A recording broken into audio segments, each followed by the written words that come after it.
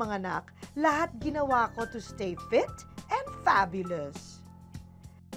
Honey? Bert? Halika na, lakad na tayo kasi baka malate ako sa office. Hatid pa natin si Kel sa daycare. Halika na, halika na. Ito na, andito na kami. Ready na kami, ready na. Ikaw, ready ka na ba? Pero di ko na malayan, meron pala akong napabayaan. Okay. Teka, Yan. honey, Oh, ano yun? ready ka na niyan? Lalabas ka na ganyan? Ready na ako. Eh, hindi naman malayo yung daycare ni Kelly. Malapit lang. Tsaka hindi na ako naligo. Parang mabilis kami. Baka late tayo. Proud Ready? ka pa talaga, ha? Hindi ako proud.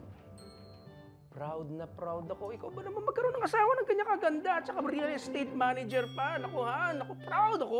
Siyempre. Honey, hindi yun ang sinasabi ko. Parang proud ka pa na hindi ka pa naliligo. Tingnan mo na. Ako?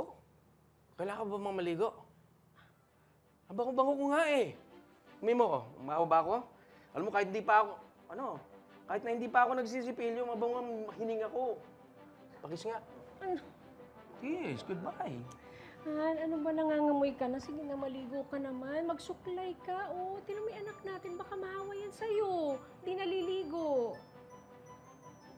Ang cute naman mo, Miski. Ganito tayo. Happy tayo, di ba? Nagmamahalan tayo ng ganito. Grabe. Oo nga, pero maligo ka muna. Huwag ka magtipid sa tubig. Mura lang naman ang tubig. At saka hindi pa ako nagsisipilyo, pero may hininga Oh, naman. proud ka ba? Hani, ano ba? Dali. Pakis naman.